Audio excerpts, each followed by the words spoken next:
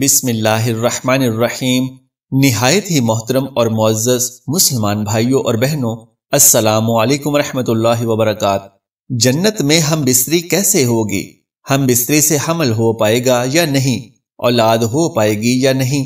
حضرت ابو نعیم رحمۃ اللہ علیہ نے اپنی کتاب صفۃ الجنہ میں حضرت ابو ہریرہ رضی اللہ تعالی عنہ کی روایت نقل کی ہے کہ رسول اللہ صلی اللہ علیہ وآلہ وسلم سے پوچھا گیا، کیا اہل جنت اپنی بیویوں سے صحبت کریں گے؟ آپ صلی اللہ علیہ وآلہ وسلم نے فرمایا، بالکل، اور خوب کثرت سے صحبت کریں گے، مگر ان کا آلہ تناسل تھکے گا نہیں، اور نہ اس سے عورت کی شرمگاہ میں کوئی بگاڑ پیدا ہوگا، اور دونوں کی شہوت ختم نہیں ہوگی۔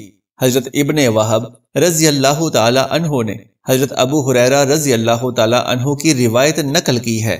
انہوں نے رسول اللہ صلی اللہ علیہ وآلہ وسلم سے پوچھا، اے اللہ کے رسول، کیا ہم جنت میں عورتوں سے مجامعت کریں گے؟ آپ صلی اللہ علیہ وآلہ وسلم نے فرمایا، بالکل کرو گے، اس ذات کی قسم جس کے قبضہ قدرت میں میری جان ہے، تم بار بار کمال قوت کے ساتھ مجامعت کرو گے۔ جب وہ جنتی اس عورت سے فارغ ہوگا تو وہ دوبارہ پاکیزہ اور باقرہ ہو جائے گی۔ سعید بن منصور رحمۃ اللہ علیہ نے حضرت سفیان سے، انہوں نے عمرو سے حضرت اکرمہ کا قول نقل کیا ہے۔ ترجمہ: بے شک اہل جنت اس روز اپنے مشغلہ میں خوش دل ہوں گے۔ جو مشغلہ ذکر کیا گیا ہے، جس سے مراد باقرہ عورتوں سے مجامعت کرنا ہے، حضرت سعید بن جبیر رضی اللہ تعالیٰ عنہ کا قول نقل کیا ہے۔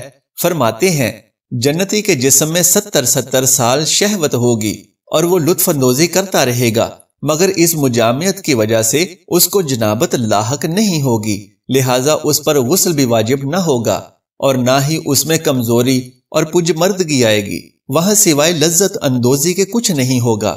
وہ حدیث جس میں آپ صلی اللہ علیہ وآلہ وسلم سے پوچھا گیا، کیا اہل جنت مجامعت کریں گے؟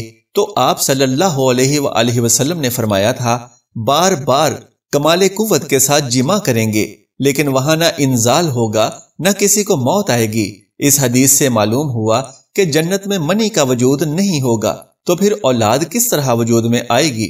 کیونکہ اولاد تو مرد کے نطفہ سے ہی وجود میں آتی ہے، لہٰذا جب وہاں منی اور مزی کی قبیل کی کوئی چیز نہیں ہوگی تو پھر اولاد بھی نہیں ہوگی۔ یہاں پر تھوڑی سی وضاحت دینا چاہتا ہوں، وہ یہ کہ جنت میں اولاد کے ہونے یا نہ ہونے کے بارے میں علماء کا اختلاف ہے۔ ایک مرتبہ حضرت علی رضی اللہ تعالی عنہ کی بارگاہ میں ایک شخص حاضر ہوا اور عرض کرنے لگا، یا علی، کیا جنت میں جنسی خواہشات ہوں گی؟ کیا جنت میں ہم بستری ہوگی؟ اور اگر جنت میں ہم بستری ہوگی تو وہ کیسے ہوگی؟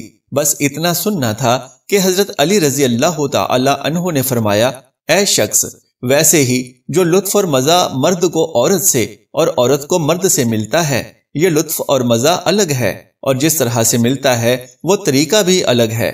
اللہ نے اس لطف کو عورت اور مرد کے قریب آنے میں اس لیے رکھا ہے تاکہ انسان اپنی سمجھ کے مطابق وہ اپنے اس مزے کے پیچھے بھاگے گا، لیکن حقیقت میں وہ اپنی نسل کو بڑھاتا چلا جائے گا، اور اس کے بعد جو دوسرے انسان زمین پر اپنا امتحان دینے کے لیے آنے والے ہوں گے، یعنی اس کی نسل ان کے لیے آنے کا سبب بنے گا۔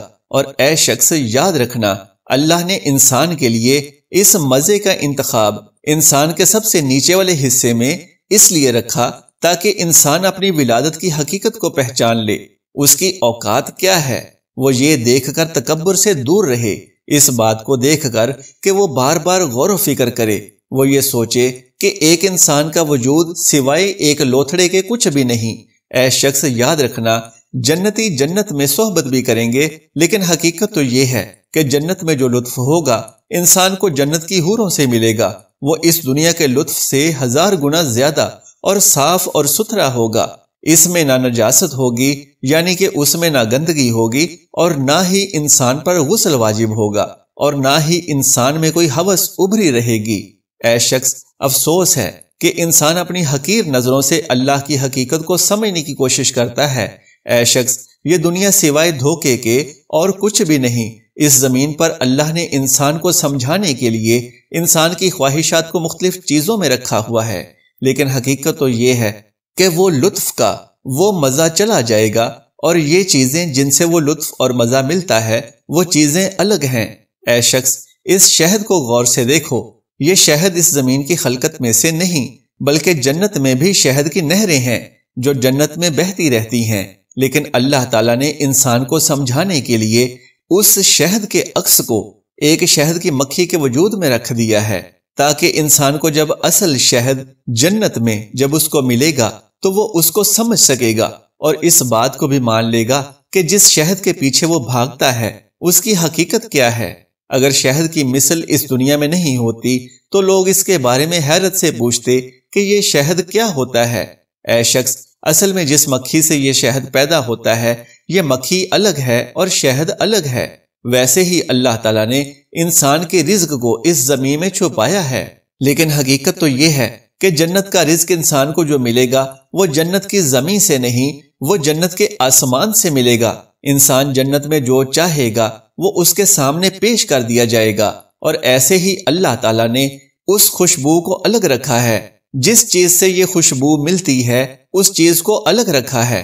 اللہ تعالیٰ نے قرآن پاک میں ارشاد فرمایا ہے کہ اے ہم ان جنتیوں کی حوروں سے شادی کریں گے، اور ایک دوسری جگہ پر یہ ارشاد ہوا کہ جنت والے کہ ان کا حال یہ ہے کہ وہ بے شک اس دن یعنی کہ جنت کے ان معاملوں میں مست ہوں گے۔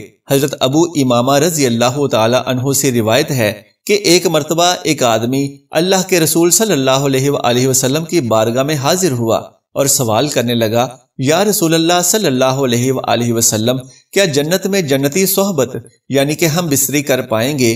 تو اس بات پر آپ صلی اللہ علیہ وآلہ وسلم نے فرمایا کہ ہاں، جنت میں جنتی خوب جوش کے ساتھ صحبت کریں گے، وہ نہ کبھی فارغ ہوں گے اور نہ ان کو کبھی جنت میں موت آئے گی۔ اے شخص، یاد رکھنا کہ ایک جنتی کے پاس 100 مردوں کے برابر طاقت ہوگی، یعنی کہ ہر جنتی کو 100 مردوں کی طاقت عطا کر دی جائے گی۔ حضرت انس رضی اللہ تعالی عنہ سے روایت ہے کہ ایک مرتبہ رسول اللہ صلی اللہ علیہ وآلہ وسلم نے ارشاد فرمایا کہ ایک جنتی کو 100 مردوں کے برابر جنت میں طاقت دی جائے گی، اور وہ صحبت کرنے کے لیے ایک دن میں 100 عورتوں کے پاس جا سکے گا۔ حضرت ابو ہریرہ رضی اللہ تعالی عنہ بیان کرتے ہیں کہ عرض کیا گیا، یا رسول اللہ صلی اللہ علیہ وآلہ وسلم، کیا جنت میں جنتی اپنی بیویوں کے پاس جا سکیں گے؟ تو آپ صلی اللہ علیہ وآلہ وسلم نے فرمایا کہ ہاں، جنت میں ایک شخص ایک دن میں 100 عورتوں کے پاس جا سکے گا۔ اس وقت ناپاکی کستوری بن کر باہر نکل جائے گی۔ حضرت زید بن ارقان رضی اللہ تعالی عنہ سے روایت ہے کہ رسول اللہ صلی اللہ علیہ وآلہ وسلم نے ارشاد فرمایا، جنت میں پیشاب اور ناپاکی یعنی کہ گندگی جنتیوں کے پسینے کی شکل میں بہہ کر ان کے قدموں تک جاتے جاتے کستوری بن جائے گی۔ جنت میں ایک عورت ہم بستری کے بعد خود بخود پاک ہو جائے گی۔ اسی طرح ایک مرتبہ ایک آدمی رسول اللہ صلی اللہ علیہ وآلہ وسلم کی بارگاہ میں حاضر ہوا اور سوال کرنے لگا کہ یا رسول اللہ صلی اللہ علیہ وآلہ وسلم، کیا جنت میں جنتی صحبت کر سکیں گے؟ سن کر اللہ کے پیارے رسول صلی اللہ علیہ وآلہ وسلم نے فرمایا کہ ہاں، مجھے اس ذات کی قسم ہے جس کے قبضے میں میری جان ہے کہ جنتی جنت میں خوب جوش کے ساتھ اپنی بیوی سے ہم بستری کریں گے، اور جب وہ فارغ ہو جائیں گے تو وہ کنواری اور پاک ہو جائیں گی۔ اللہ پاک سے دعا ہے کہ ہمیں دین کو صحیح طریقے سے سمجھنے کی توفیق عطا فرما کر ہمارے دین کو ہمارے لیے آسان فرما دے۔ یا اللہ، دنیا کے معاملات کو آسان فرما دے، موت کے مراحل کو آسان فرما دے، عالم برزخ کے مراحل کو آسان فرما دے، قیامت کے دن کی ہولناکیوں کو آسان فرما دے، اور ہمیں کمزور سمجھ کر اپنی رحمت سے جنت کا مستحق بنا دے، تاکہ بحیثیت مسلمان ہم جنت کی خوشیوں میں خوش رہنے والے بنیں۔ آمین یا رب العالمین۔